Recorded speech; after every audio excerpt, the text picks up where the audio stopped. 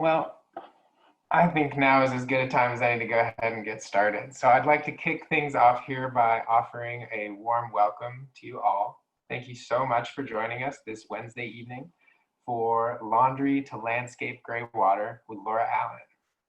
This event is a collaboration between Daily Acts and the City of Petaluma. I want to express gratitude to both the City of Petaluma and all our partners for making events like this possible. I imagine there are some folks joining us this evening who have never heard of Daily Acts. So I just want to take a minute to talk about who we are and what we do. Daily Acts is a holistic education nonprofit that takes a heart-centered approach to inspiring transformative actions that create connected, equitable, and climate-resilient communities. We believe in the power of our daily actions to reconnect people to self, community, and place, which helps to heal our society and the planet. Our holistic approach starts in the soil and swells into culture and policy change.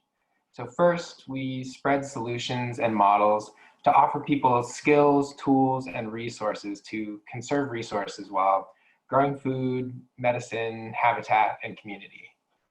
Because change happens through mindful collaboration, we also invest in strengthening community leadership by equipping leaders who understand the interrelations of social, economic, and environmental justice issues through our networks, alliances, and leadership programs. These efforts all consolidate into building public and political will, mobilizing our community's power toward environmental and climate justice policies. Over the past 18 years, we've done a lot of different things, and the impacts of our work have rippled out far and wide to catalyze action and build stronger, more resilient communities. And so tonight is hosted by myself. My name is Connor Devane. I'm a programs coordinator with Daily Acts, and my wonderful colleague, Liz. Liz, would you like to say hi? Hello, everyone. Thanks for being here. Awesome. Yeah, so excited to have you all joining us. And without any further ado, it's my honor to introduce our amazing guest presenter, Laura Allen. Laura is a founding member of Greywater Action, and she has spent the past 20 years exploring low-tech, sustainable water solutions. She's the author of the books The Water-Wise Home, How to Conserve and Reuse Water in Your Home and Landscape, and Greywater, Green Landscape. Laura is an amazing educator. She leads classes and workshops on rainwater harvesting, greywater reuse, and composting toilets, and she's helped with state greywater code development in California and the state of Washington. So thank you so much, Laura, for being here with us. And I think I speak for everyone when I say I'm excited to learn from you. Thank you so much for inviting me. And maybe sometime in the future we can be in person, doing a in-person workshop again. Now that I live in Oregon, it is a little nice to have all these online things so I can collaborate more with my former California friends and collaborators online. So should I share my screen now? Are we ready to switch over? I'll go ahead and stop my share. And as you're beginning to share your screen, Laura, I do want to make mention of how we can all interact with this presentation. At the bottom of your Zoom screen, you should see an option for a chat, and you'll also see an option for Q&A. So if anything comes up for you all during this presentation, questions, comments, anything, feel free to submit that either to the chat or questions to the Q&A, and we will absolutely have time at the end of this to cover everything. Again, thank you so much for being here. Okay, so we're gonna get started into laundry to landscape greywater and a little bit more. So we'll jump right in. So today we're gonna do a really brief overview about water saving homes, because I feel remiss just to be so focused on just one particular kind of system. Though the majority of the time we're gonna focus on one, so you can have a really good understanding of the laundry to landscape system and how to build it, going step by step. And you'll have next steps of where you can go to get your materials and install your own system. And then I'll end with some resources and some upcoming classes if you want to learn more about greywater. And again, if you have questions, please put them into the chat, and I can, if Connor or Liz, if you want to interrupt me, if it's like a timely to the slide I'm talking about question, I'm happy to stop and go over it. Otherwise, we can come to them at the end if they're maybe would fit better then. So before we dive in, I just wanted to look at houses in general, and starting with a single family home, all the things that one can do with a home. This is an example project in Bend, Oregon in the high desert with 12 inches of rain on average. And it's a water neutral home. So it collects all the water that it needs from the roof, from the rainfall, reuses all the gray water. And then the toilets have a very, very low flush, so called a vacuum flush toilet, going into a composter. So basically it's like a low, almost no water toilet, and it's composting. So in our homes, we have the potential when we really design the home to reuse and collect all of the water that we need. This can also scale up. This is another example called the Bullitt Center. It's a 6-story multi-use building in Seattle, and they collect their water from the roof. They reuse gray water. They have large-scale composting toilets. So these technologies can be very simple. They can also be very sophisticated, and they can work in the home scale all the way up to a large, multi-story building in a very urban environment.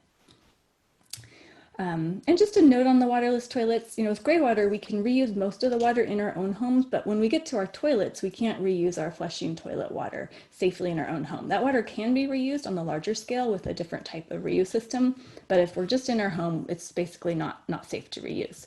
So that's when waterless or composting toilets are a great thing to think about.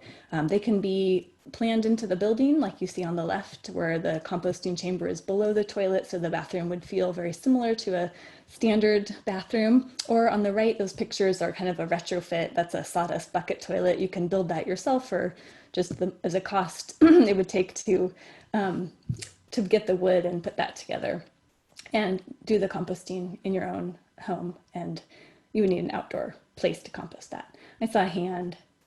Yeah, and Laura, it looks like the slideshow is not moving on our end. We're still on the intro slide. This happened last time. It wouldn't be a webinar without technical difficulties. Too true, too true. Do you see it moving now? Yes, it's on the waterless toilet slide.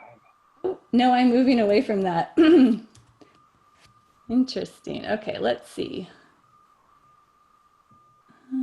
Putting your window. It's nice to know people are paying attention, though. Let's see. Can you see my presentation not a big slide now? Yeah. Okay, let's see if you can. Is it moving? It's on the agenda slide. Oh my goodness.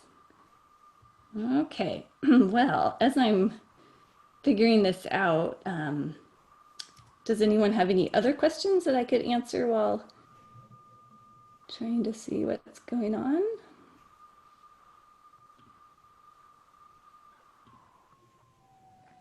I have a larger question just about composting toilets and different permitting or lessons learned.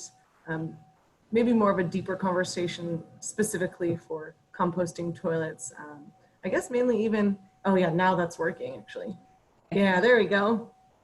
It's a third try is the charm. Okay, so there are the pictures that you missed, and there's the more pictures. Okay, so larger scale composting toilet question.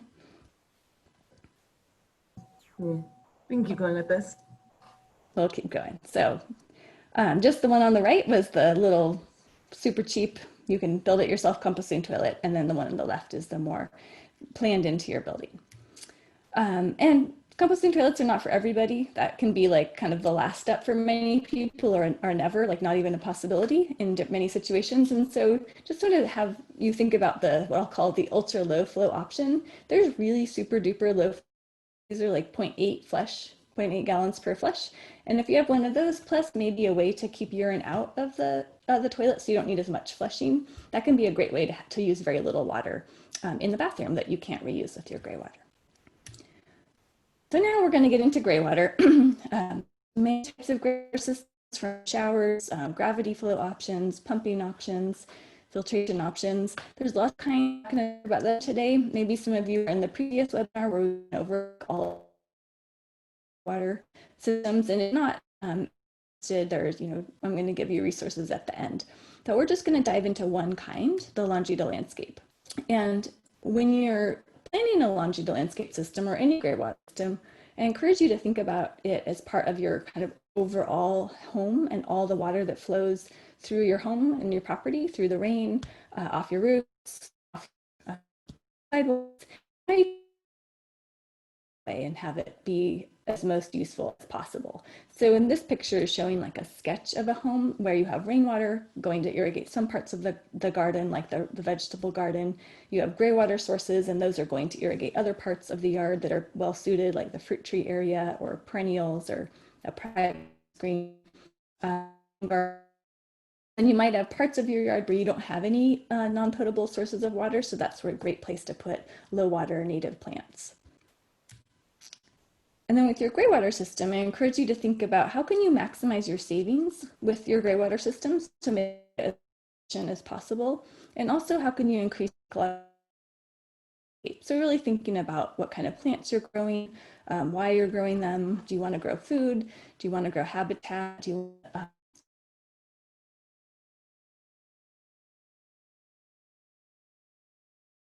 and just to be intentional about why you're growing the particular plants that you're growing in your yard.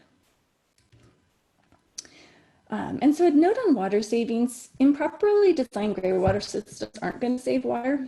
This is a picture of kind of a classic error in design. In the middle of a green lawn and kept sprinkling the lawn with a sprinkler and then watered the fruit with their greywater. And so the system worked just fine, but the way they designed it, they weren't able to save any water because they kept irrigating the same area with the same amount of water. So this is what I mean with proper improper design. I want to find it where it's going to be plain irrigation that you had been using with potable water, or maybe it's irrigating a new part of your yard that you wanted to irrigate, but you hadn't yet or didn't have the water for. Double watering your landscape. And I'm going to skip that because I want to, basically adequately designed systems, they do save water. And if you're interested, we have a study we did showing some of the water savings that if you install a greywater system. Just a broad overview: greywater is from your showers and baths, your washing machines, your sinks, kitchen sinks, not considered greywater in California, but it's not going to be from your toilets or your diaper wash water. And with any greywater system, and in particular your laundry greywater system, you want to avoid products that are going to be unhealthy for your plants. And the main thing you want to avoid are salts or sodium compounds. If you think about like a powdered laundry detergent, that is full of salt, and that's going to be harmful to your plants over time. Boron is another compound that's harmful to plants, and it's found often in laundry products, though not always. And then chlorine bleach is also harmful. So you want to get products that don't have these things. If you want to use bleach, you can use hydrogen peroxide bleach, or you can always just turn off your system if you need to use a bleach. There are lots of products that you can purchase at pretty much any store, maybe not any store, but any major grocery store or in any town. You're going to be able to find the right products for your laundry system. It's going to be a liquid laundry detergent. There's a list on this slide of different brands that you might find: Oasis, Ecos, Trader Joe's has a liquid detergent. There's more. And then there's also the soap alternatives. Some people ask about like soap nuts or just these kind of alternatives to a detergent, and those are also totally fine for greywater. And so getting into kind of some things that are going to you'll be using in your greywater system. First of all, mulch. I'm sure you're familiar with mulch in the landscape. It's used in lots of water-wise landscaping. It prevents evaporation in the soil. It breaks down and adds carbon and organic matter. Pieces of wood chips, or it could be other material like straw.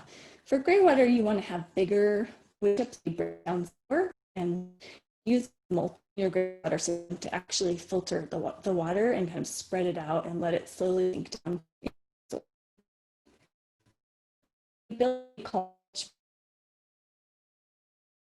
Water, it's in the drip line, so the edge of the branches of the plant, that's where the best place to irrigate.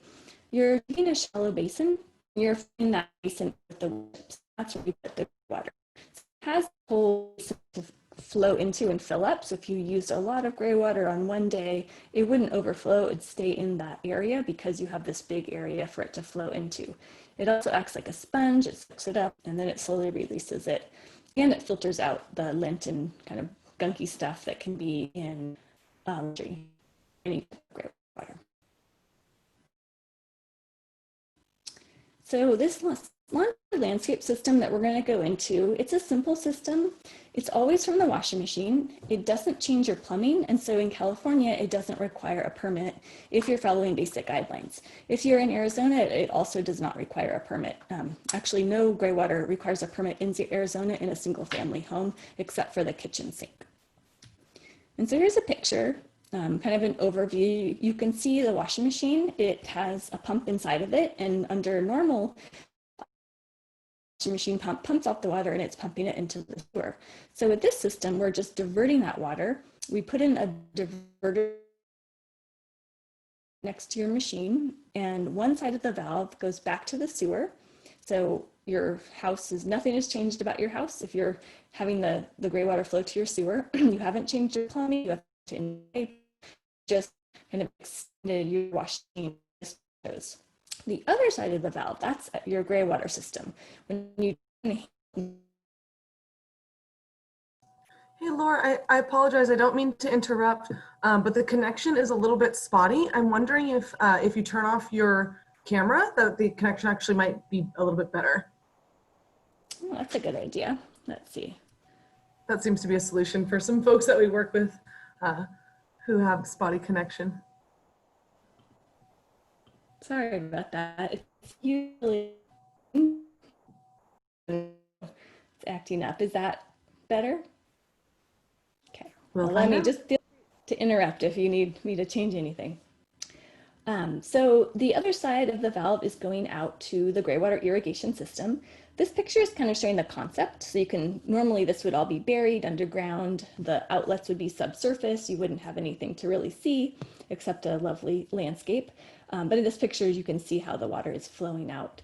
It's going through a 1-inch irrigation tubing. So it's a little bigger than a typical drip irrigation system. And the outlets are 1/2 inch. So they're still big enough to let the lint and debris that's in the laundry water flow out, but they're small enough that you would get the flow going to multiple ones. So it's like a low pressure system.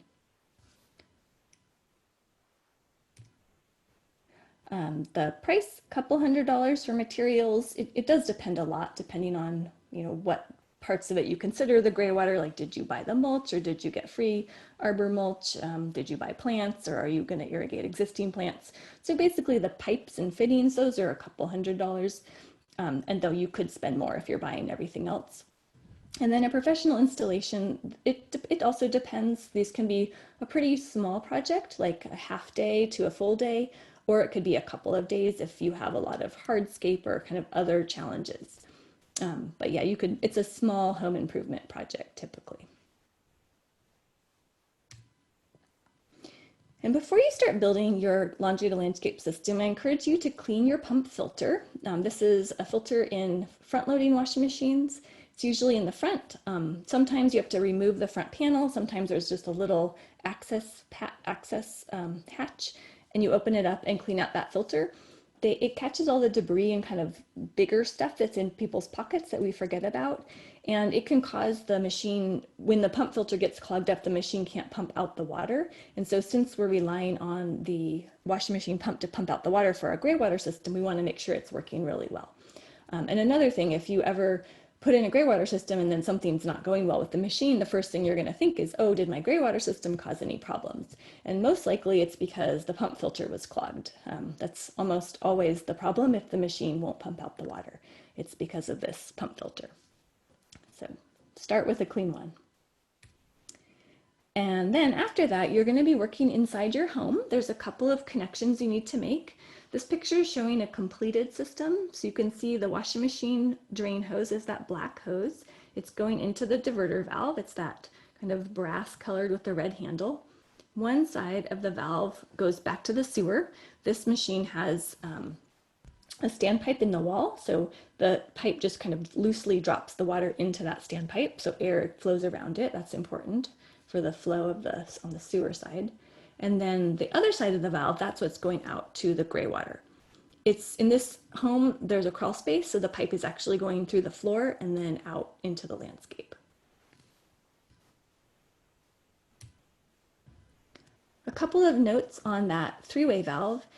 The valve has to be above what's called the flood rim of your washing machine. That's where the top, like the biggest or the highest place water could come.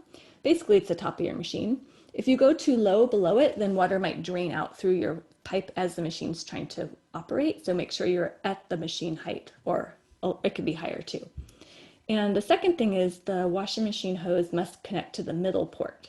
So if you see that valve, it's kind of like it's got two sides that are parallel, and there's the middle, it's like a T. The middle part is always the inlet, and the two sides are the outlet.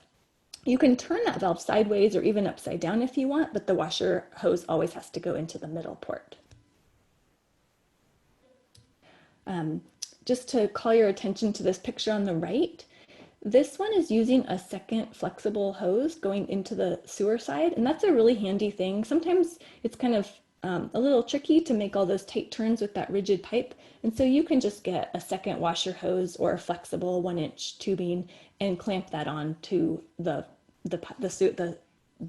sewer side of your valve, and then stick that into the standpipe. So that can be a nice kind of making your life a little bit easier if you're installing this system yourself.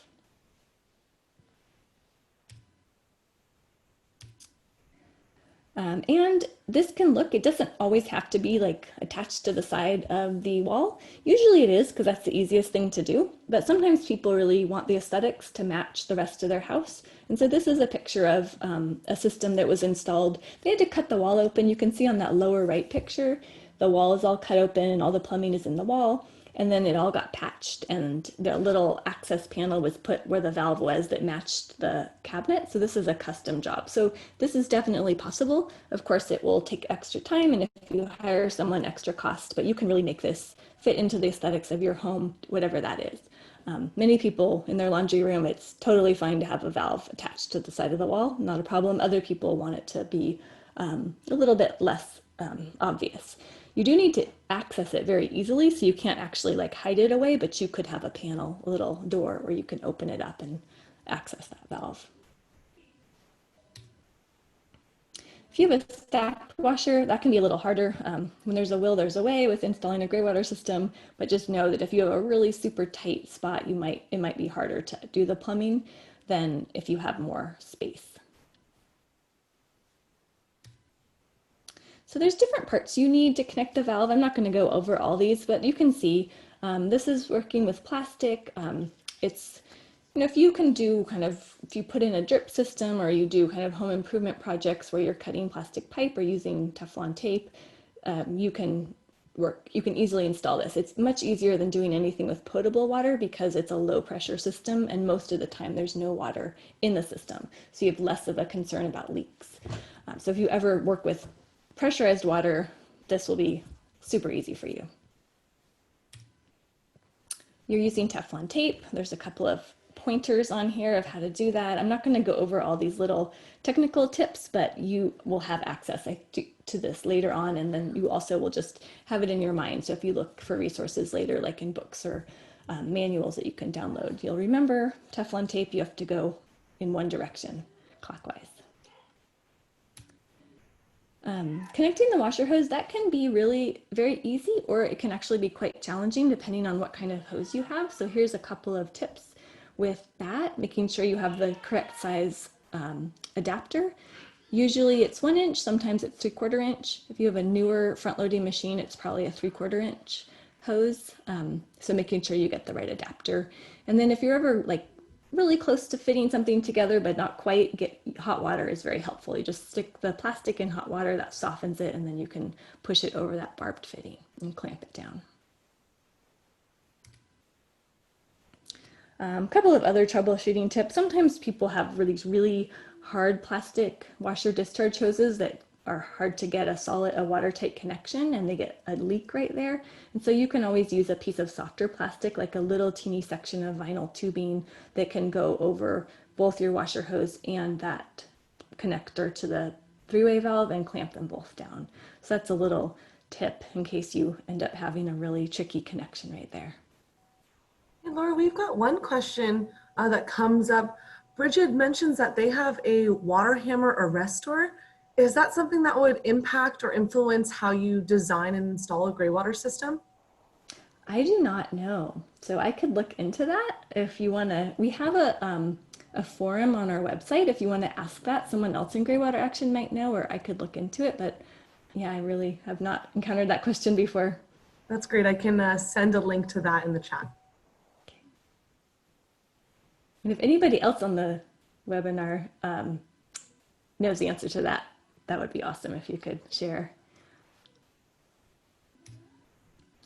So with this, we do have to get from our washing machine to the outside. So there has to be one hole drilled in the home. And this is the most challenging part of the whole system, is drilling this hole through the house.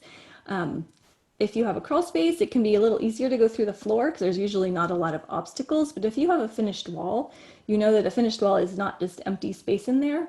As you can see in this picture, there's electrical lines, there's pipe plumbing, there's water lines, there might even be gas lines, there's a bunch of stuff. So you want to make sure you're drilling in the right place. And so this is a point where maybe you're comfortable and you know how to assess and find the right spot. Or maybe you want to get help from a friend or hire someone for this portion. So you're going to look for potential issues. You're going to drill a very small pilot hole, 1/4 inch. So if you do accidentally hit something or you feel like you're hitting something, you can stop. And then once you feel like certain you're in the right spot, there's no obstructions, you drill a 1-inch hole. For the 1-inch PVC pipe that you're putting through, you drill a 1.5 inch hole through the house. And then you seal that, and it's not a big hole and it's not super visible, but that is something that has to happen either through the floor or through the wall. So I want to mention this little black piece called an anti-siphon component. It's called an auto vent or an inline vent or an AAV. It has a couple of different terms, and it lets air come into your greywater system, and it's preventing a potential siphon. So if your machine, let's say you have a downward sloping yard and your washing machine is pumping out the water and it's now flowing through your greywater system, which is pretty much a closed pipe, your washing machine a siphon action could form where the water's being sucked from the machine and going out into the yard. So when your machine stops pumping and starts filling, that fill water could potentially be sucked out. So this little piece just prevents that from happening. It lets air drop into the system once the pressure lowers and there's no chance for a siphon. It wouldn't happen in every situation, but since it's really easy to put in, we just put them in every system. It needs a couple of pieces to connect it into your system, but basically you're just connecting it in, and it could be in your house. If you're in a freezing climate, it might need freeze protection. It could be outside your house if you're not in a freezing climate, but it does need to be at the highest point of your system, and that allows the air to drop in. It also needs to be accessible in case of future leaks, so it should not be behind a wall or somewhere where you can't see it.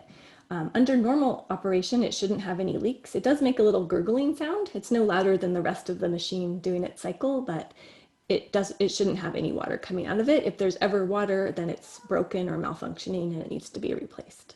It's only about a $5 part, and I've actually never seen them break from over time. I've seen them come defective, so like water leaked out like the very first time it was used, but I haven't yet seen them starting to break over time.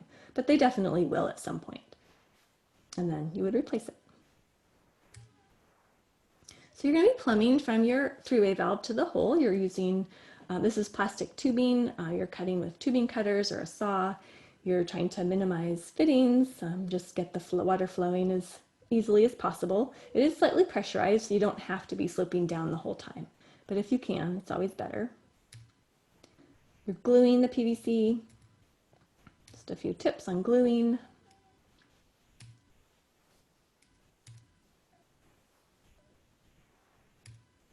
And you're strapping your pipe. You might need to add a board or something to strap to, or if you're able to screw into a stud, you can strap right to a stud.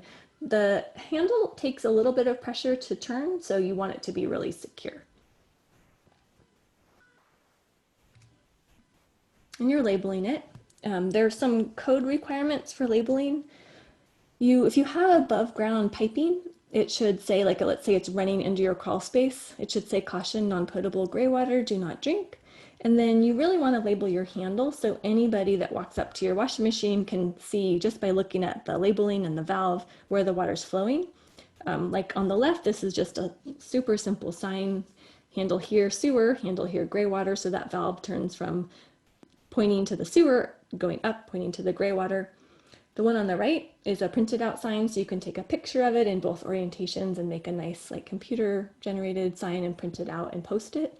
Either one is fine, just make sure it's really clear where the water is going.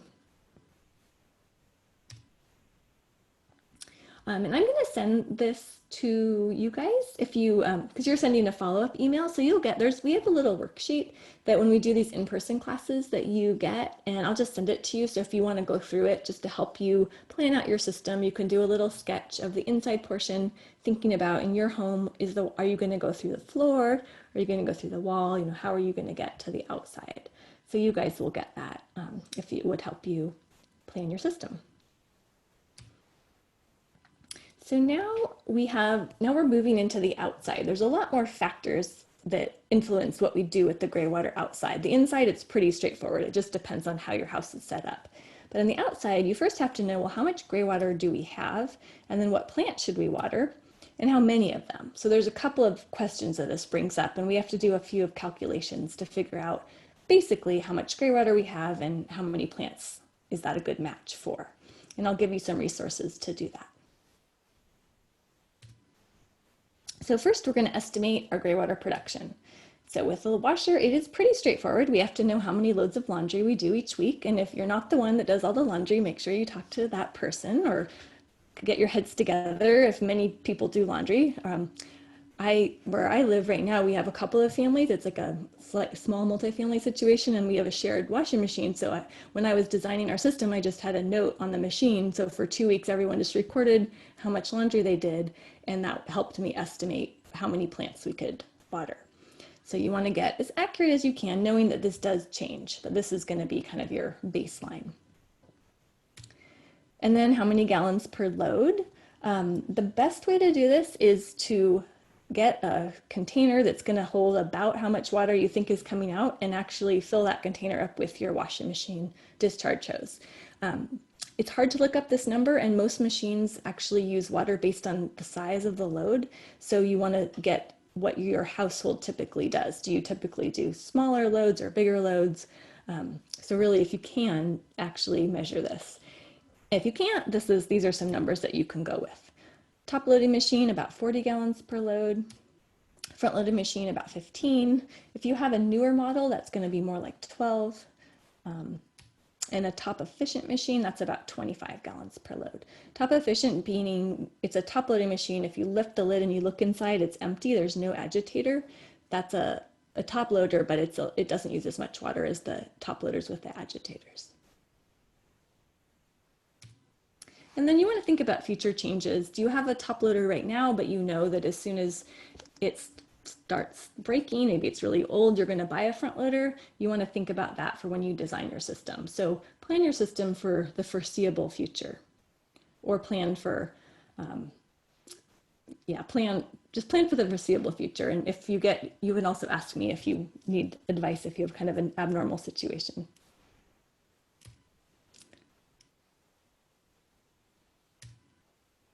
So the formula, number of loads per week times gallon per load, and that's your gallons of gray water per week. So this example, this household does 4 loads per week. They have a 25 gallon per load machine. They have 100 gallons per week of gray water. So that's your weekly number that you're going to be working with, and that's how much you have to irrigate the plants. And this is just from that planning sheet that you're going to get. So you want to do your weekly. You also want to do your daily maximum, and this is for a different reason. So some households do all of their laundry on one day. Let's say they did all those loads on one day. So they have 100 gallons per week and it was all on a Saturday. Another household might do laundry every couple of days. So it's spread out over the week. They still at the end of the week have 100 gallons, but it's spread out over a week. That's not going to affect how those two households will water the same number of plants, but what it's going to affect is how big of basins they have to build around their plants. And we'll come back to that concept in a couple of slides. Just keep that in your mind. So choosing plants, the good options are fruit trees. Fruit trees are nice, shrubs and bushes, perennials, large annuals. Food crops are fine as long as gray water doesn't touch the edible portion. Basically, these are bigger plants. They have a bigger root zone. They're going to be happy with how people typically do laundry. Larger plants can be fine being irrigated once a week. They can be fine having water a couple times a week. They won't die if you go on vacation for a couple weeks and come back. But if you do that to a very small plant, it will dry out or get flooded, etc. So the bigger plants are better for a laundry system. The not as good options, lawns, they're not one plant, they're hundreds of little plants, and we are irrigating subsurface. And we're not doing drip, we're doing these kind of bigger outlets. So any time where there's a lot of plants, it's just not going to be a good option. Drought established plants. So if we're having a typical rain year, and there's some plants like oak trees that don't actually want to be irrigated all summer, that could be harmful to them. So if you have a situation where your plant's really healthy, it's not being irrigated, and you're not having an extreme drought, that would not be a good choice for gray water. Smaller plants are not good choices. Potted plants are not good choices. Sometimes there's plants that are just hard to grow, and so you might not want to put gray water on them just to alleviate one variable, though maybe they would like it, I don't know. Root crops, they're not allowed by code. And then raised bed, that kind of depends on the situation. Sometimes it can work, sometimes it can't. It's definitely not as good of an option. So if you saw this picture, what would you water? You would water the perimeter, there's trees, there's bushes. You would not water the lawn. You might think, oh, actually, I don't need that giant lawn. Maybe I'm gonna remove 2/3 of it and make like a native meadow or something, and then keep a small portion of it for my dog or my toddler or whoever likes to play on the lawn. So it could be a good time to rethink that landscape. So is this a good option? Potted plants in a little patio? Definitely not. Terrible option. You could collect your shower water as it's heating up and then just water that out of a bucket or something. You could definitely water those not with the tap, but it's not going to be from your washing machine. What about salad greens in a raised bed? Definitely not. The food part is just basically touching the ground. You want your food to be away from the ground. What about squash in a raised bed? So that's kind of a question mark.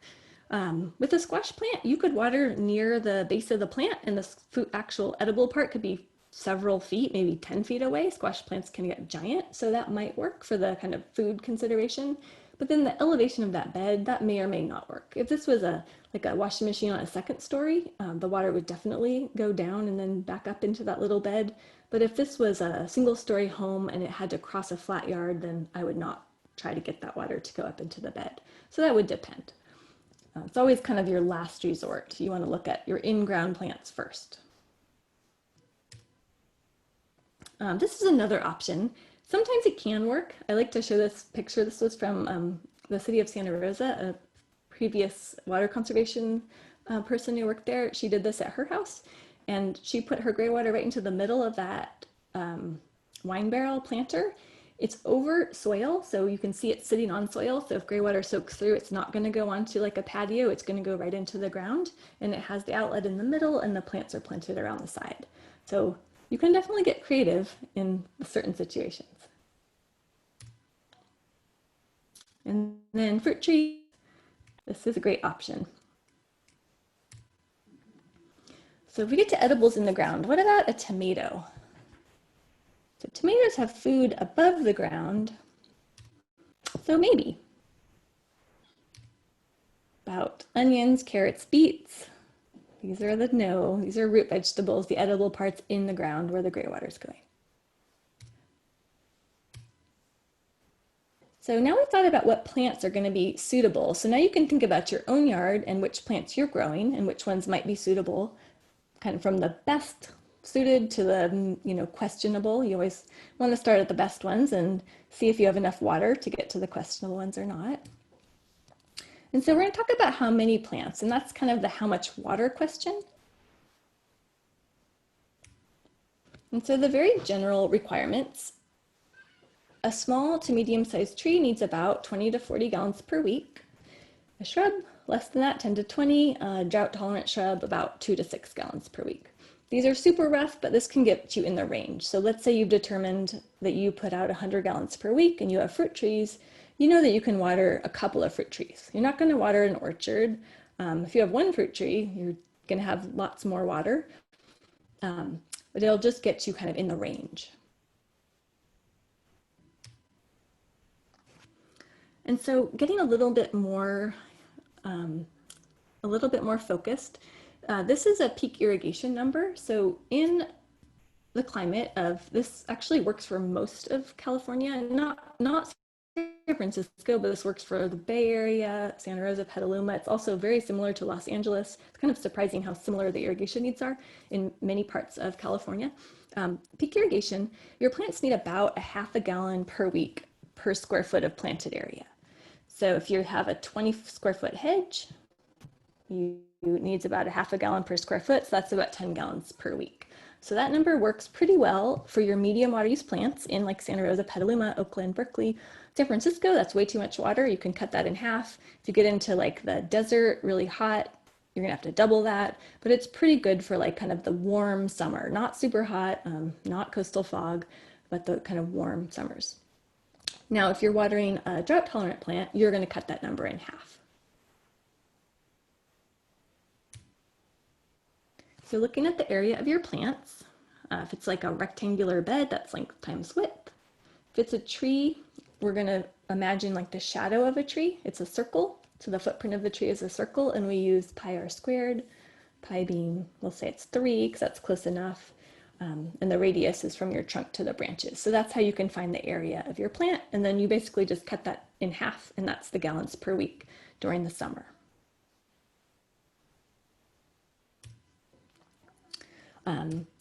So in Petaluma, how many gallons per week would a tree with a 20 square foot area require? You guys want to put it in the chat? It's hard to not have any kind of back and forth in these online presentations.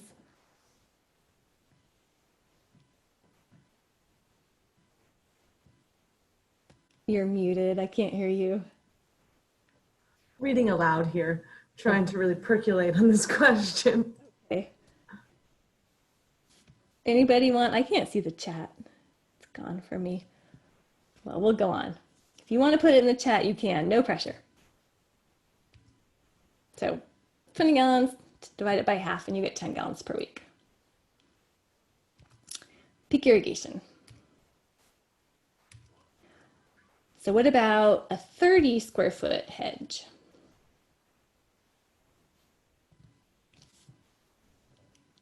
Could it be 15? It could be. Yeah.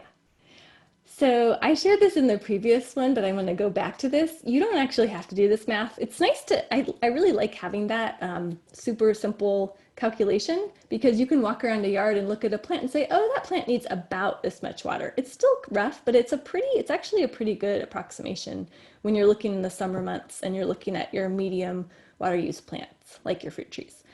If you don't want to do that, you don't have to. You can use an app. This is on Puddle Stompers. There's a lot of apps. They're great if you want to know more about irrigation.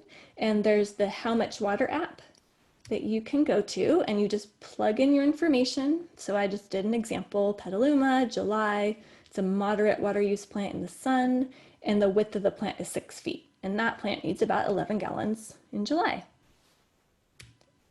You put that in October, and that same plant only needs 7 gallons. So that's where we're going to design for peak. And if we don't have enough water, that's okay, because most of the year it probably is if we don't have quite enough. But I like to design for peak. That way you don't need to supplementally irrigate your plants, though you could also make a decision to water a little less than that and maybe supplementally irrigate in the hottest month of the year. So with these simple gray water systems, it's really about matching. You're matching the gray water with your plant needs as best you can. You want to maximize efficiency.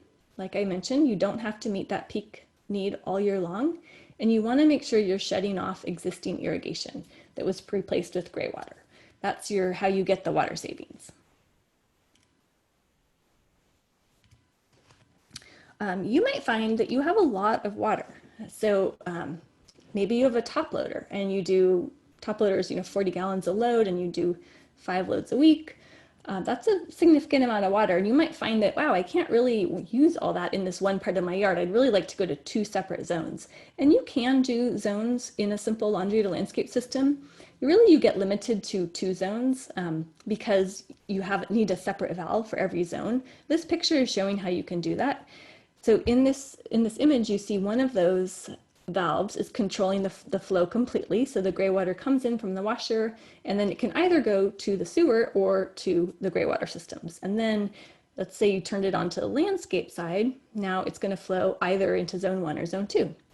And so inside your laundry room, you can turn the handle. I've done this 2 times. I've often lived in places where we had a lot of people sharing a machine. And the first time I had zones outside, they were literally like right next to the path that I walked by every single day. And I switched the zones, I'd say for maybe a year, the first year. And then after that, I realized like, wow, when was the last time I switched the gray water zone? It had been like months and months and months. And so I found for me personally, which I think is probably getting on the universal, like we just forget. If it's some kind of specialized thing we have to do on a regular basis, we tend to forget after we're excited, after the excitement kind of wanes. So currently I have a similar system. It's a shared washer, so there's multiple people using it. And we have 2 zones, but it's similar to the one in the picture. So it's right by the machine, and we have it like Monday through Wednesday, you put the handle here, Friday through Sunday, the handle goes here. So we just basically switch it once a week, and that way we've been kept it up consistently, and it's really super easy to do because it's right there in the house. Okay, so moving on. So there are limitations with this system, and the limitation is we're working with the washing machine pump. It is not made to pump water like all over the place. It's really made to pump out the water from the machine into a discharge hose that's just dumping the water. And it's made to pump up several feet. So instead of pumping up several feet, we can usually send that water across a flat yard. If you have a flat yard, we can definitely send it down a downward sloping yard, pretty much as far as you want, because now gravity's taking over. But we can't use that to send water up an upward sloping yard. So in this picture, you can see there's an upward sloping yard that is not suitable for a laundry to landscape system. If you wanted to water a hill, you need a pump, a stronger pump that's a dedicated pump. We have that flat part of the yard. That's totally fine to do. You're limited to about 50 feet. So the machine can easily push the water through 50 feet of pipe. Can you go 51 feet, 52 feet? It gets to be a little bit of a fuzzy area. Some people go much farther than that. It really kind of depends on the machine and the situation. But 50 feet is a good number to keep in your mind as a safe distance. And then the front of this yard is going down. It's totally fine. You can go as far as you want down the hill. You usually have to slow the flow of water, so you can see that tubing is serpentining. It's like snaking down the hill, and that way you can irrigate on the flat part of the snake, so the water is slowing down and it'll come out. If you just put your tubing straight down the hill, the water will all go to the bottom and you will get nothing out of your upper outlet.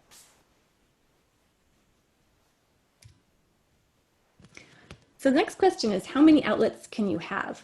With the top loading machine, you can have a lot, 15, 20 even sometimes. If it's a machine that puts out a lot of water at a time. If you have a top efficient, then you can't do that many, but you still can do more than a front loader. If you have a front loading machine, you can have about 6 to 8 distribution points. The very efficient front loaded machines, there you can have trouble getting over 4, maybe 4 or 5 points. And so depending on your machine, that's going to influence like how many places can you send that water. I hope that makes sense.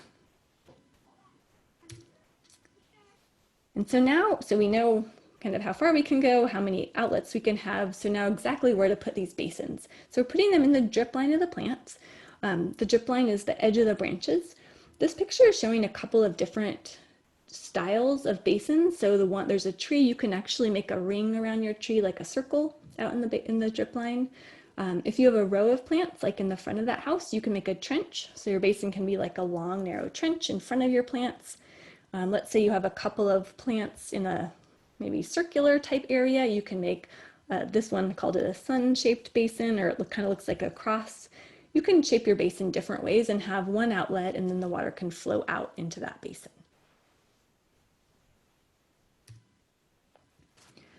And so there are a couple of what they're called setbacks, so where you can actually are allowed to put the water. And it's called in the plumbing code, it's called irrigation field, but really it's your mulch basin. That's the place you're putting the water. And so these are some setbacks from the California Plumbing Code. You have to be at least 2 feet away from buildings. You have to be at least 1.5 feet away from property lines. You have to be at least 100 feet away from drinking water wells or creeks or rivers or any water body. And you have to be at least 3 feet above the groundwater table. That means if you dug a hole 3 feet down and it filled up with groundwater, you would not be able to use graywater in that area.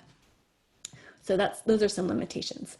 That property line setback, if your property is like against a hardscape, like a sidewalk or a patio or a driveway, I would make that a lot bigger because sometimes graywater could if it overflowed and it got onto the hardscape, then it would exit the property or go onto a neighbor's yard.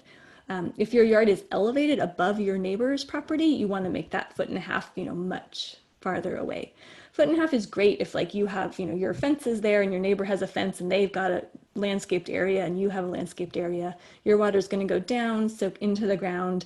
Maybe it might get on their side like 5 feet underground, but it's not going to have any contact with anybody. But again, if you were above your neighbor and there was like a retaining wall, your water could go down and actually surface onto a neighbor's property if you were too close to the edge. So keep that in mind.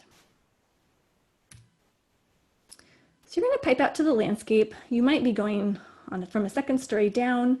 These pictures, the pipe is not painted, but when you're finished, you're going to paint any exposed pipe. You might have to pipe around buildings. It totally depends on your situation. You might have hardscape. You might have to go under a sidewalk or cut through a sidewalk. There can be obstacles and you got to get around them. You might have to cross steps. You can strap the pipe right to the step so it's not a tripping hazard. And now you're building your basins. So you want to make sure your basin is big enough to soak up all the water. In this picture, you can see how the water actually flows along the bottom of the basin. When the basin is filled with wood chips, you're never going to see that again. That's you only see that when you're designing the system. But once it's filled up, you're not going to see that because the wood chips are going to cover it. But it really does move around that basin. So you're not watering just one point on the root zone. You're actually watering that larger section of the root zone. If you have clay soils, your basins need to be larger than if you have sandy soils. So a kind of rule of thumb is if you're in heavy clay soils, you need about 1 square foot of basin per gallon of graywater you're going to put there each day. So if you were going to water this tree with 10 gallons in one day, you would need about 10 square feet of basin in heavy clay. If you're in a sandy soil, it's much, much smaller. The nice thing about this is if you do it wrong, let's say you make your basins too small, what will happen is water will overflow and you'll see it where it shouldn't be. And then all you have to do is make your basin bigger. So it's not going to harm anything. You should just observe your system the first couple times and adjust as needed. And going back to that point, so you're using your weekly graywater production to decide how many plants to water, and you're using your daily maximum flow to determine how big of basins you're going to put. So going back to that household that did 100 gallons of graywater per week, the household that does their laundry spread out throughout the week, so each outlet, let's say they're irrigating, let's say they're getting several trees, and so each tree is getting a couple of gallons per load. That basin that you see might be a great size. But if it was the household that did all the laundry on one day, they might be having way too much water in that one area, and they'd have to make their basin go all the way around the tree to soak up that extra water, that one day of laundry. So if all the laundry's done on Saturday, you're going to have to dig bigger basins than if you spread your laundry out throughout the week.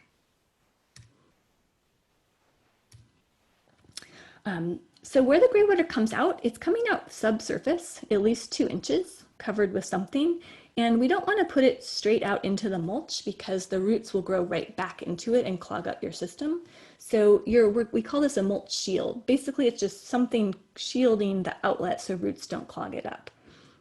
In this picture, it's a little section of 4-inch diameter drain pipe. So you can get drain pipe, cut it into sections, drill a little hole into it like you see in that image. The graywater pops into that hole, and then you put a little covering on the top. And that's going to prevent clogging and send that water down into the mulch basin. You can also use these irrigation valve boxes. So those green lids will go on the top, cover them up. The bottom is totally open, so the gray water's entering that valve box, flowing through the air. That's preventing the roots from clogging. Then it's landing in the mulch, soaking through the mulch and into the soil. And these are really sturdy. They're super long lasting, and they come with a lid. The other ones you have to make your own lid or some kind of covering. So you're trenching, you're burying your tubing. If your yard is a little bumpy, if you have like slight elevation changes, make sure you go to the highest point that you want to irrigate and then come down. Because if you go like kind of in the middle and then one side goes up and one side goes down, the water is not going to want to go to the higher point. It's going to want to go to all the way on the lower side. You're cutting in these tees. These are 1 by 1/2 inch tees. So the little part, that's where your gray water is coming out.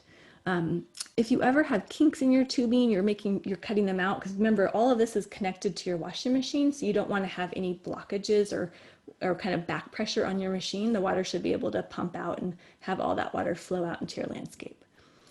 When you're installing this, it's really nice to have a thermos of hot water, and so you can dip your plastic tubing into the hot water and then easily push it over that barbed fitting. If you don't have hot water, it takes some effort to get it over that fitting. And then those 1/2 inch tubings, you can, like in this picture, that 1/2 inch smaller tubing is coming out to reach the plant off the main line. You can have that. If you have too long of 1/2 inch tubings, the water won't want to come out. So really kind of try to keep things as close to your main line as works in your situation. So the very end of the line, you want to make sure there's somewhere for all the water to go out in case like you forget to maintain your system, you don't check on it, over time you have clogging, you don't want to have back pressure on your machine. So think about somewhere in your system is like an overflow. There's kind of 2 common ways to do it. One common way is to have the very last outlet be the full 1 inch opening. And so you can see in that picture on the left, it's entering a valve box. It's a full 1 inch opening. It's in a mulch basin. You could design it where some water comes out there so it can be watering, or you could design it where it doesn't actually get any water, but that is a place that all the water could flow out into. So one day if you notice a big puddle right there, because all your laundry water is going to one spot, and that way you could notice, oh, my system is clogged up, I need to do maintenance. And you wouldn't notice that by having your machine get backed up. The second option is you can run something up into the air where water doesn't come out. So you can actually run the end of your line or somewhere in your system, just kind of up into the air and curve it down so stuff doesn't fall in it, and have it be in sort of a tucked away location. Sometimes people put it under a bush, they kind of tie it to a bush or put it against a porch, just somewhere out of the way. And under normal operations, water does not come out of it, but it does act as a kind of emergency overflow in case the system clogged. So you're going to test your system, you'll tune it, you'll make adjustments so the flow comes out evenly. I'll skip that one.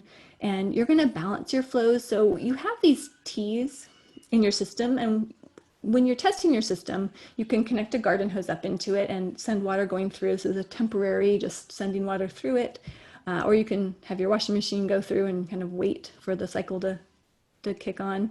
And you might find like, oh, water didn't come out in this place. There's a lot of water here and nothing there. So you go back and you make your adjustments, kind of angle your T's. You can move them up or down according to is there enough water or not enough water.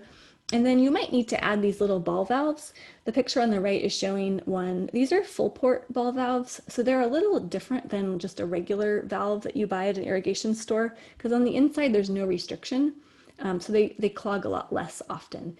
And you add maybe 1 or 2. I definitely don't recommend putting them everywhere and then kind of tinkering with the whole system, because that can lead to later on somebody shutting off things that shouldn't be shut off. So you really only want to put these as needed. And you might, if you have a flat yard, what often happens is the first couple outlets get way more water than the final couple outlets. And so in the first 1 or 2 or maybe 3 outlets, you need to put these ball valves on and kind of turn down the flow a little bit. And then the water gets pushed on so it comes out throughout the remaining outlets in your system. But it is kind of a site-by-site adjustment that needs to happen. And avoiding clogs, these systems do require some amount of maintenance. It's about once a year, and you want to design it where you're going to minimize your potential clogging, and that minimizes your maintenance. You want to minimize the ball valves, like I just mentioned. Use the full port ball valves. If you can have your open outlets, like in that picture, that's really best because that doesn't clog. And then when you do your maintenance, you're going to check for clogs. So if you have those little valves, when you do your annual maintenance, you're going to open them all up and see if there's any kind of debris blocked in there. It's pretty easy to do, but it does take a little more effort. You just have to get a little twig or something and kind of fish out there's often a little slime ball that will come out and then compost in your mulch basin. And there's follow-up. You're going to bury tubing, check for leaks, paint pipe, caulk any holes, post your signs. There's a maintenance manual, which is a code requirement and also important so people know how to maintain the system. We have examples on our website, and there's lots of examples out there, but you definitely want to have one. That's also important if you pass it on to another owner in the future. They understand how the system was designed for how much water, what plants is it going to, things like that. That if it gets passed on, you can much easier like take on the system and adjust it as needed and make it work rather than have it become abandoned. Get your soap and then do your laundry and water your plants. And it's really fun. So a couple of pictures, you're painting your pipe. Usually you paint it the same color as your house so it kind of blends in, but you don't have to. You could paint it any color. And then you're using a good construction grade sealant. So you've made a penetration in your house and you don't want to have any unforeseen problems like moisture or insects or something getting in. So make sure you seal the hole really well, whether it's going to your crawl space or going through your wall. So just to kind of end with your design, what are you going to irrigate? You're using your own gallons per week of Greywater. You're using the plant water requirements that you have calculated based on your own landscape. So it's your kind of plant, the size of your plant, whether it's in the sun or shade. You do have to go to some more resources to get all this, but I hope in this presentation you have an awareness of like kind of all the pieces and how you put them together. And I'll end with resources so you can go deeper into each aspect as needed. You're choosing what plants you're going to irrigate.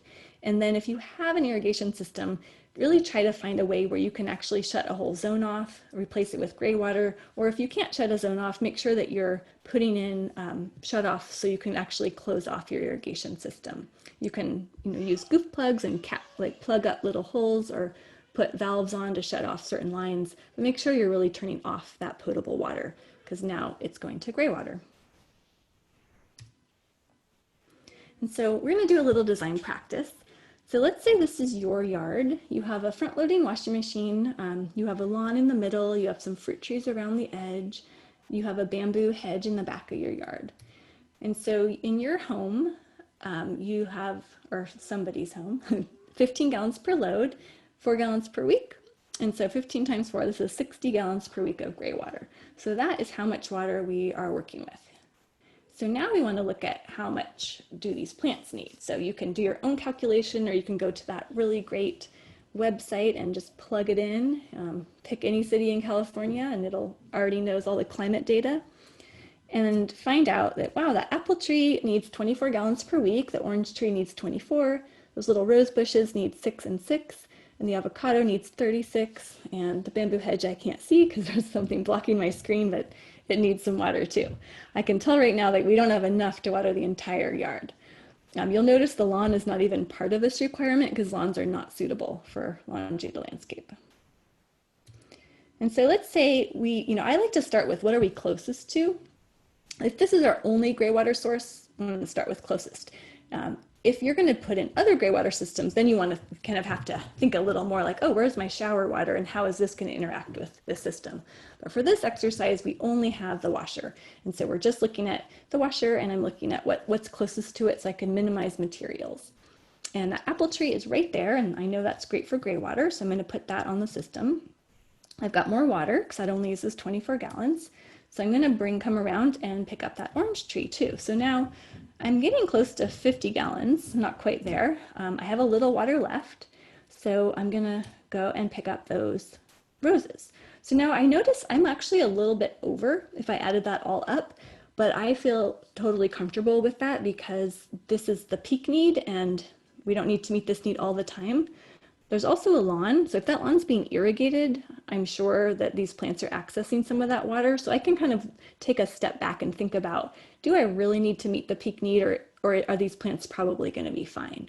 And these peak numbers come from agriculture typically, so they're for like maximum food production, which is good, but it doesn't mean your plants can still thrive without quite meeting that peak need. And you can also watch them. So if you notice, oh, I think it's a super duper hot week, maybe I'm going to water my apple tree a little more this week. So that's what I would do if this was my situation. I can see I don't have enough water to pick up that avocado or the bamboo hedge too. That's kind of, there really just wouldn't be enough. But I think I would stop with that three area.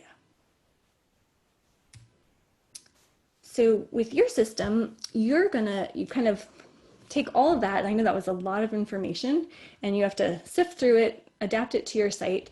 Once you get your design, you're gonna make your material list, think about all the kind of pipes and tubing and how many of these are you gonna need, and do a little sketch. And that can help you. There's different styles of installing a system. Some style is just to get a bunch of stuff and like kind of put it all down and see how things work, and that's totally fine. You can return what you don't use. And then you also could try to get maybe a little sketch, a little bit more information about how many of different parts you're going to need, and that can help you get the right amount of materials. So you installed your system, it's working great.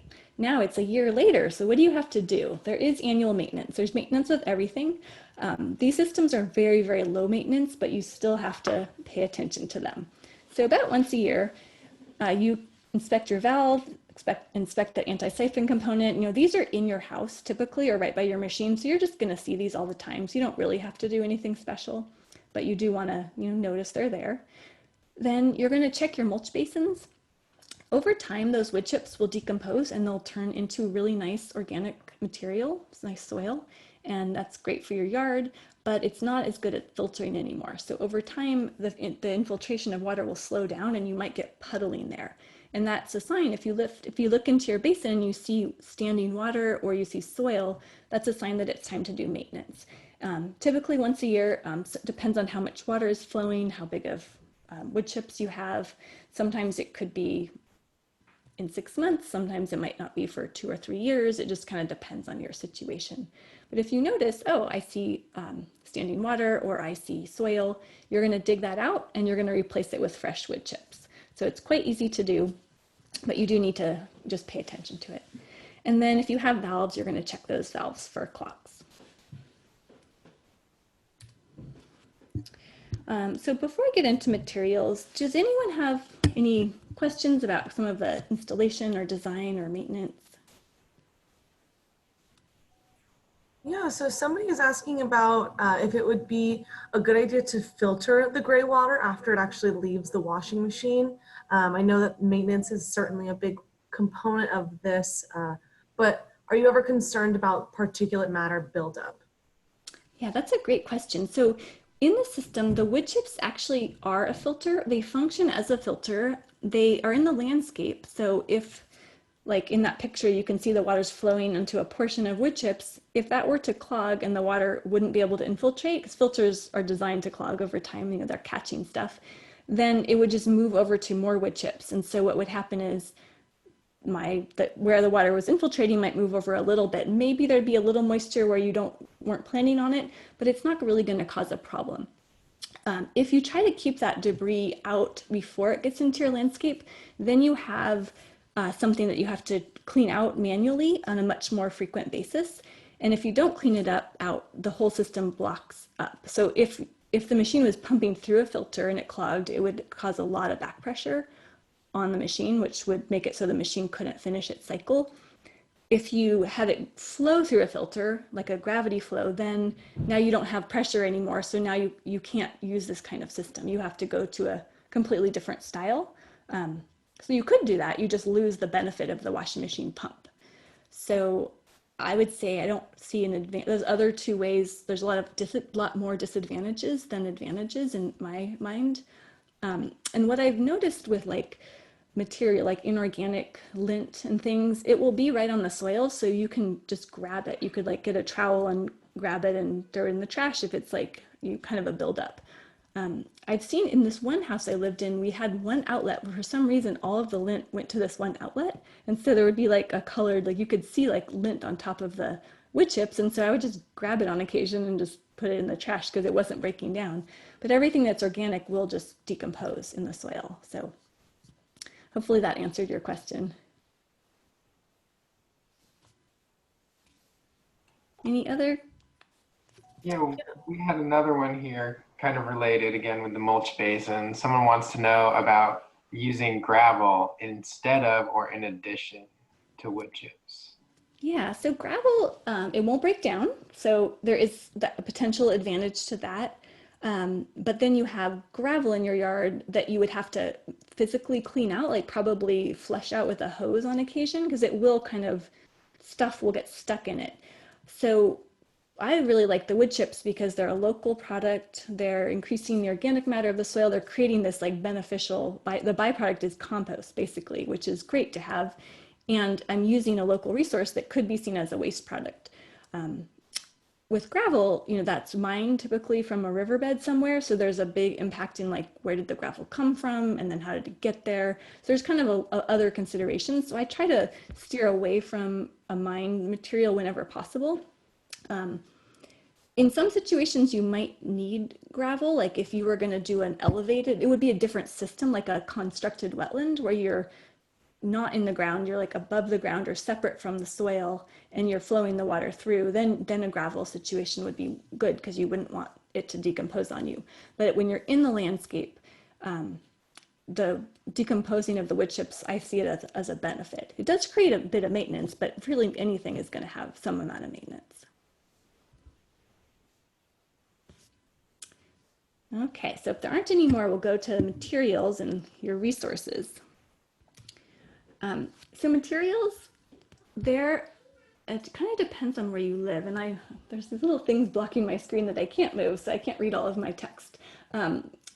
Make sure that you're using a high density polyethylene with a tubing. This is important because there are other tubings that you can buy.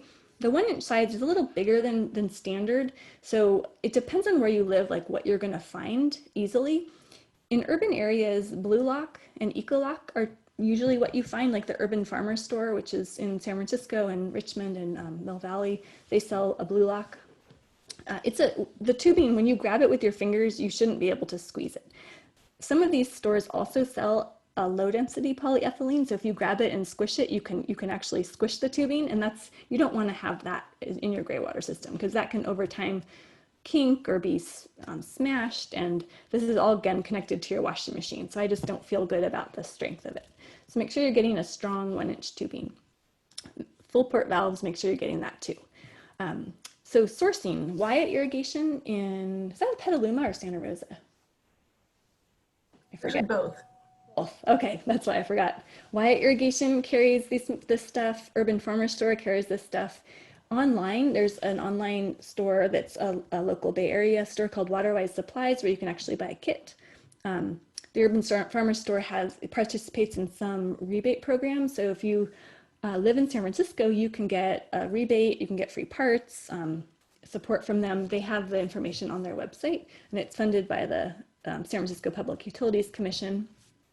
They're also doing another program with Marin Municipal Water District. So if they're your water provider, you're going to get free stuff too, which is really cool. So Marin Municipal Water District, they have the info. It's kind of up on their website. So if they are your water provider, you can go through the Urban Farmer Store. You have to sign up for a webinar, which would be very repetitive because it's going to be almost the same as this. But then you get a bunch of free parts, which would be great.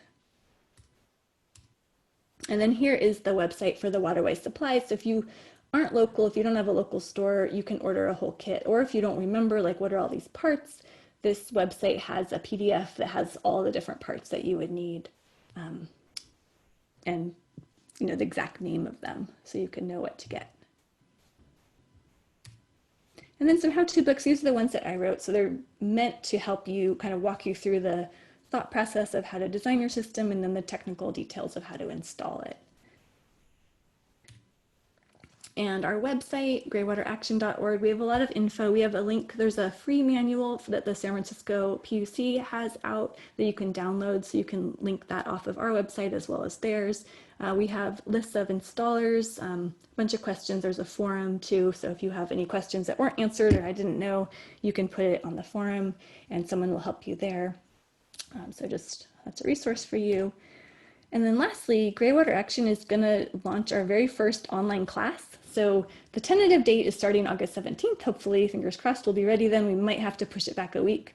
But it's going to be a 2-week class that goes really into detail about kind of all of this stuff, like how to use greywater, different options, water savings, costs, health and safety components, etc. So it's a pretty in-depth class overview of all of these parts. So if you're interested, it's going to be starting soon-ish.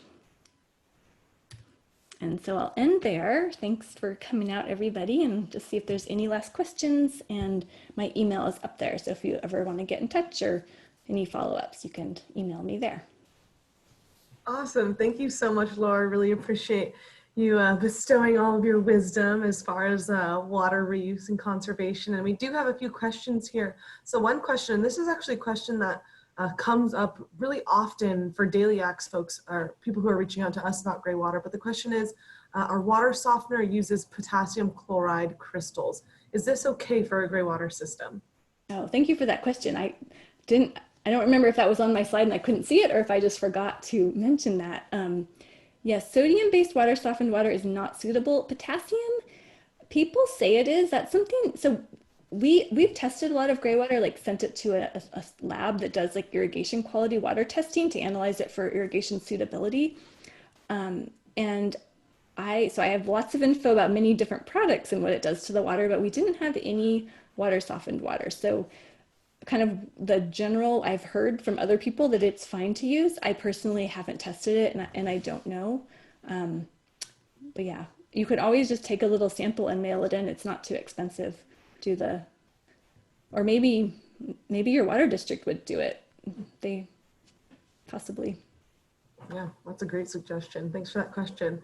Another question is there a way to calculate the amount of drop in elevation along the pipe in the system? There definitely would be a way, but you don't really need to do that kind of calculation for laundry to landscape because it is a low pressure system. So the machine is actually pushing the water through. If you're doing a gravity flow system, then you have to, it's a really different type of installation because you are meticulously checking the slope all the way throughout the system. It has to go down 2%. But with this system, it doesn't. And if it does, that's a bonus, but it really doesn't because the machine is actually pushing the water. Interesting. We have a scenario question here, actually. Bridget writes, our washers in the basement. We have a utility pump, don't know the size, but it is large and powerful enough to accommodate a toilet if we wanted to install. Water is pumped up and into the sewage. Is this suitable for gray water? So you probably have, there's a little system, and maybe it's a SaniFlow pump. They're made for that application. It's like a little, your water has to go into a basin and then it gravity flows into this little unit that's like meant to pump out gray water. And you can connect a laundry to landscape system right to that. You're not gonna, so is that legal to do without a permit? That's sort of a different question because now you have a pump involved, which tends to trigger a permit, but then you already had that installed. So, I'm not gonna advise on the legality of whether you need a permit or don't need a permit, but just functionality, you could hook it up straight to a laundry to landscape system, the irrigation side. Great, thank you. Another question that we have, somebody is asking if anybody on here knows if Berkeley has any sort of rebate program or an opportunity for a free parts kit. I personally don't know. East Bay Mud has a rebate just for the valve. It's up to, like, you send them the receipt and they pay you back, I think it's up to like $75 for that diverter valve. And that's as far as, and they've gone to my knowledge, but I think asking more and more, they get asked a lot, but the more people who ask them for support, I think the more likely they'll do more. Yeah, that's great. And from my experience, the three-way brass valve is the component that is the most expensive. Yeah. Awesome. Well, I'm not seeing any other questions thus far, but if anybody does have anything, please feel free to submit that to the chat or the Q&A. And I do want to mention again, if we haven't already mentioned it, but we will be sharing resources as follow-up, and we'll just kind of segue into a little bit of a closing right now. Absolutely. Thank you, Laura. We really appreciate being able to collaborate, and that is the beauty of the time that we're in right now in this Zoom webinar realm that we're all adjusting to, but it is really wonderful to be able to collaborate with other folks who are not often able to collaborate with. And I do want to segue into this Be the Change campaign that Daily Acts has recently launched. We have 4 different categories for involvement, each of which we're asking you all to take a pledge to take part in different actions. And ultimately, when you take this pledge, we're also following up with you with an abundance of different resources to grow food, to build community, to save resources, and finally to practice self-care. And so today's webinar actually is related to this Be the Change campaign and our Save Resources segment of the campaign. And so if you're interested in learning more about how you can conserve and reuse water, whether that's from greywater to rainwater conservation or using different features on your landscape, we're going to have a variety of different webinars as well as resources and videos to share with all of you so that you can continue to learn and most importantly, learn by doing and practicing, and ideally sharing your stories with others as well. So that will be sent to you in a follow-up email. Again, and a great opportunity to receive resources from us. And then I do want to mention that next week we actually have a webinar again around saving and conserving resources. And this webinar is going to be all about drip irrigation. And this is can be an overwhelming topic, but this is going to be an amazing introduction to learn all about drip irrigation and system components and how to design and install your very own system. So stay tuned for that. Again, I will follow up in an email with a little bit more details about that. And as always, as a nonprofit, we are supported by so many different funders, organizations, individuals, and we really couldn't do that without all of the community support. So I just want to do a special thank you to everybody who allows us to grow and succeed and have the reach that we have. And of course, we couldn't have the reach and have the success without all of you, everybody who has joined us today, and everybody who will watch this recording. So thank you all so much. And if there are not any other questions on the webinar right now, I'm going to have to say that that might be a wrap for the evening. Of course, Laura has provided an excellent wheelhouse of resources from Greywater Action to our personal email and the Daily Acts website as well. Please feel free to reach out if anything comes to mind, or you're installing your system and you're a little bit confused about how you put in that anti-siphon valve or create your mulch basin, whatever it may be. Please feel free to reach out, as we want to help you along this way and throughout your journey. So without any further ado, thank you all so much for being here tonight. And of course, Laura, thank you to you as well. Goodbye, everybody. Take care and have a good evening. I'm ending now.